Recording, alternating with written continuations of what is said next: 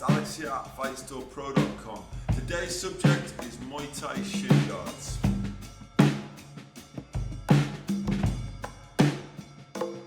So we've got 4 shin guards to review. This is 2019, this is an update on our last review, so if you haven't seen that, maybe track back and have a look at what I had to say in 2015 or 16. But we are going to go through a couple which were available back then and a couple which weren't. So to go through, we have the Fairtex SP5, we have the Danger Supermax, we have the Ringhorns, I think it's called Charger, Ringhorns Charger, Ringhorns by Venum, by the way, if you didn't know that. Ringhorns is a subdivision of Venum. And we have got the Revgear Thai original shin guard. So which one shall I start with?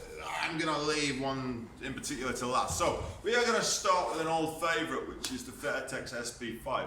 The Fairtex SP5 came out shortly after we actually started what was then Fight Store MMA. And this was a new shin guard for Fairtex at the time. Before that, they had the double padded shin guard. Did they have a different one? Possibly, I can't remember, but they certainly had the Fairtex double padded. This one, it's a synthetic shin guard. In fact, I believe all the shin guards we're looking at today are synthetic. It was the first of the Fairtex shin guards to have this raised area to go with the knee. And just to show you what this is for, when you straighten your leg, the shin guard will come over the knee. This is a large, so it fits me okay. And you can see as you straighten the leg, if you can see it on the video, probably can't. But this, when you bend the knee, it comes in line with your knee. Now, all the shin guards nowadays are starting to do that, and that is a personal choice. Me personally, I like the below the knee design, but that's a different story for today. This one is the only one that I'm reviewing which is actually used. This has been going for a couple of years. It's still in pretty good condition. It's a lightweight shin guard, and when these first came out, they were actually Fairtex's bottom of the range. Most of their other shin guards were more expensive, but that was generally at the time due to the materials used. Now most of the shin guards manufacturers, with the possible exception of Twins, have moved to synthetic materials for most of their shin guards. So at the time, this was a step away for Fairtex, but I think Fairtex now don't even make a leather shin guard, so there you go. The foot protector moves nicely, so it's not stiff, it's not going to get in the way. This, however, does, there's a big hole here.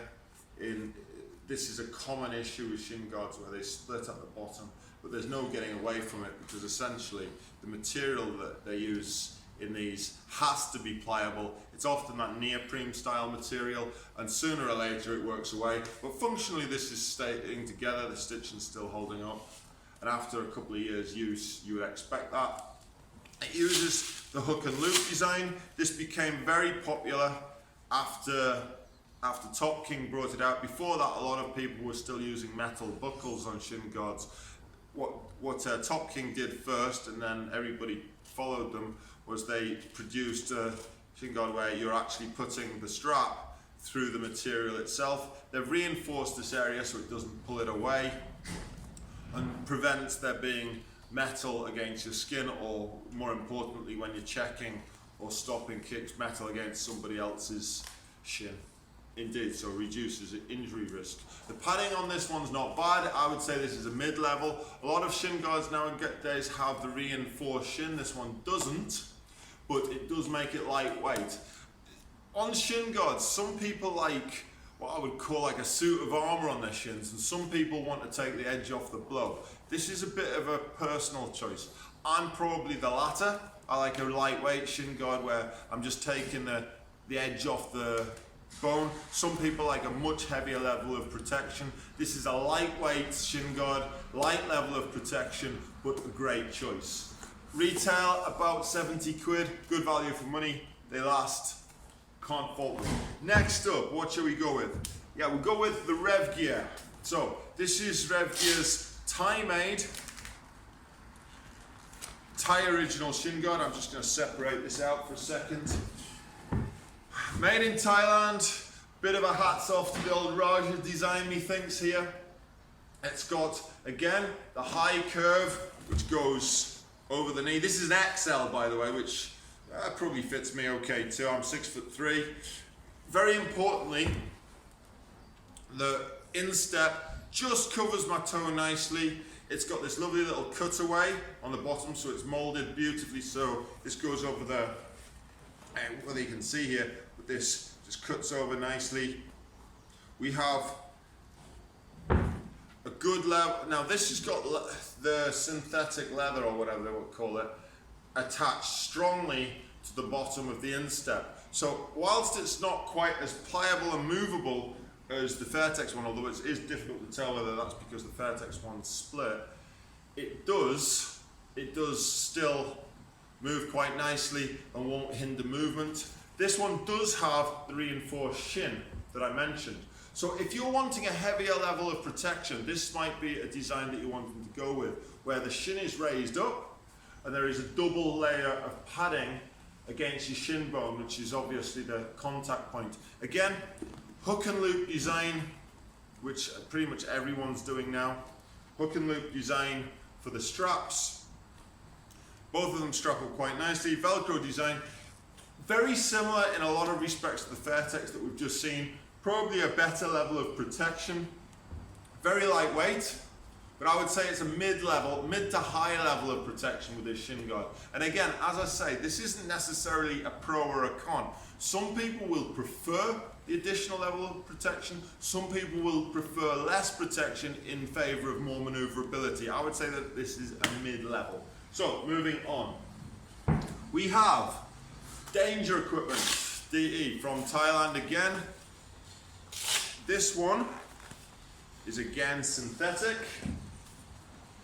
They all use this thing that they call synthetic leather. Now, it's a synthetic material which is a high grade, maybe high grade PU, I don't know the chemical terms or whatever, but it feels and acts much more like leather than a cheap PU. So whether or not if you've seen this material before, there is absolutely no disadvantage whatsoever to synthetic materials for shin guards. Because it's got a big open back on a shin guard, and this is not specifically talking about the Danger Equipment one, but all of them in fact, you don't need to breathe on them. This one's got a good lining, as had the Revgear and has had the Fairtex, so all much of a muchness.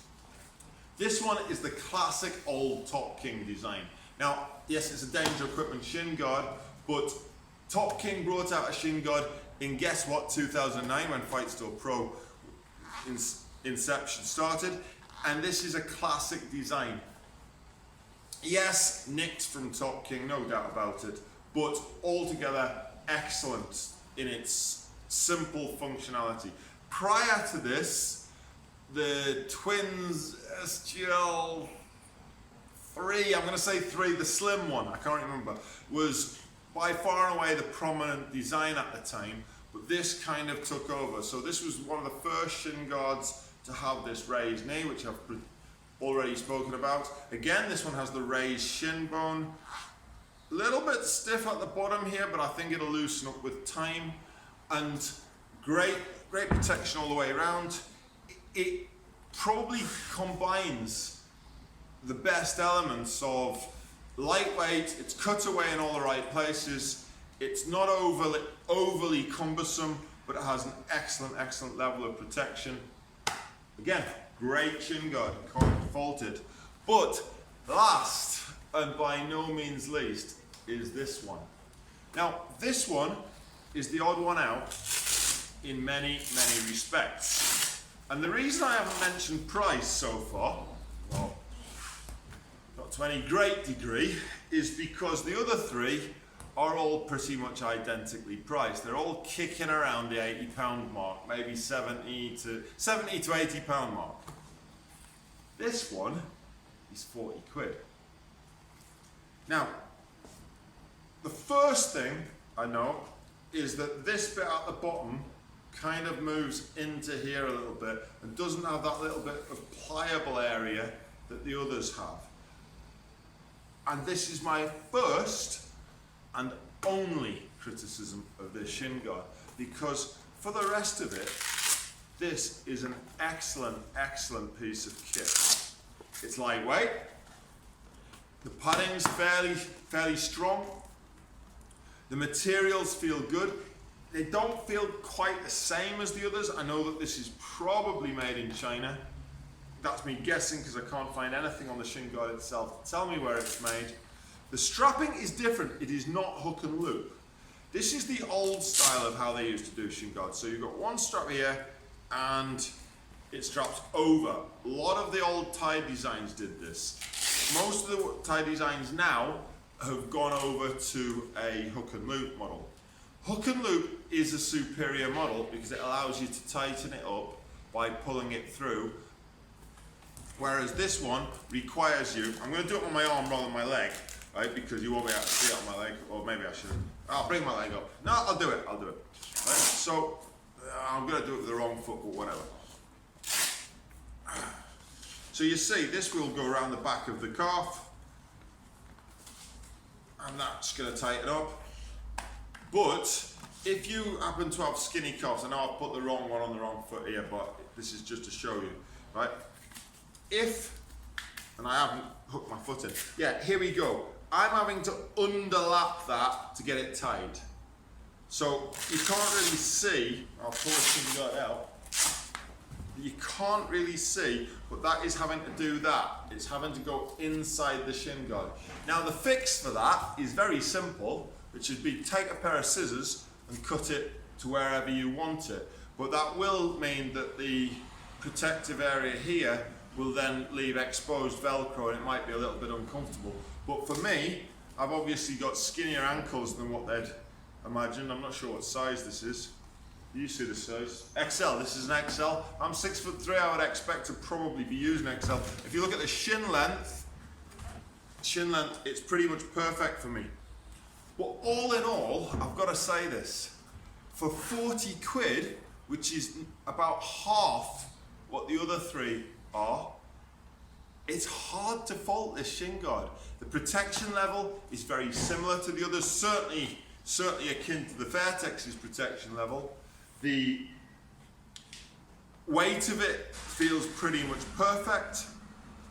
The design is beautiful, it looks great, but for 40 quid, you just can't knock it. So it might not have quite the finesse of the other three, but I've got to say, I will be hard pushed not to recommend this shin guard to anybody. So for today, I would say the Ringhorns by Venum is a bit of a winner.